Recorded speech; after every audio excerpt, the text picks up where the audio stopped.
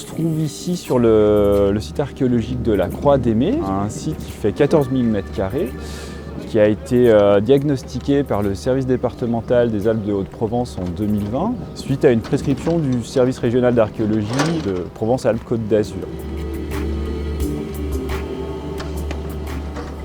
Les vestiges attendus et ce qu'on est en train de fouiller, ce sont des restes de fosses et de trous de poteaux datés du néolithique moyen. Pour la chronologie, c'est entre 4800 et 3800 avant notre ère.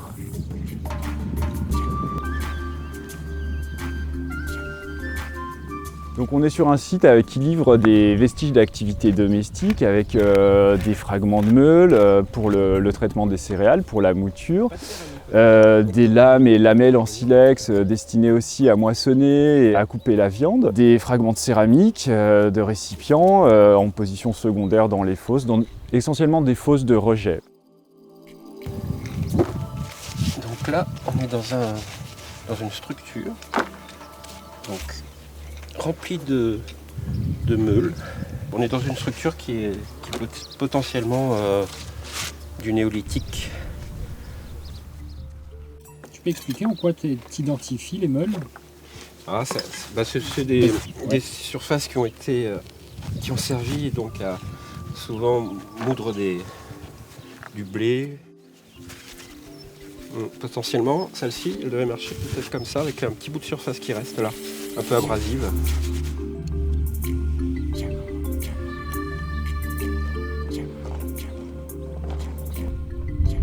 Donc la fouille des vestiges archéologiques ici s'attache à documenter et à préciser les fonctionnalités de l'occupation néolithique. Est-ce qu'on est sur un site d'habitat temporaire? Est-ce que c'est un habitat permanent? Quelles sont les activités représentées ici sur le site d'Aimé? Est-ce qu'on a des traces d'activités liées au pastoralisme? Est-ce qu'on a des traces d'habitat plus sédentaire? Voilà. C'est tout ça qu'on va s'attacher à documenter, donc en prélevant le plus possible également de sédiments, de restes anthracologiques, des graines au fond des silos.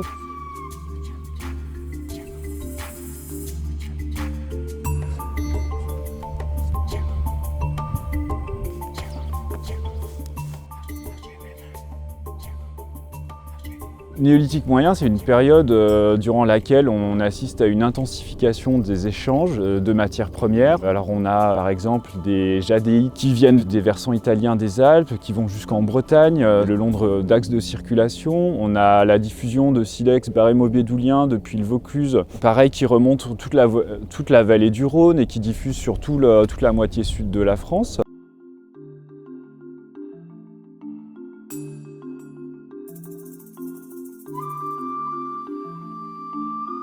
Ici, le projet d'aménagement, c'est de construire un lotissement en fait, pour des pavillons particuliers, pour de l'habitation, tout simplement. Donc ça va rester dans la tradition des sites d'habitat.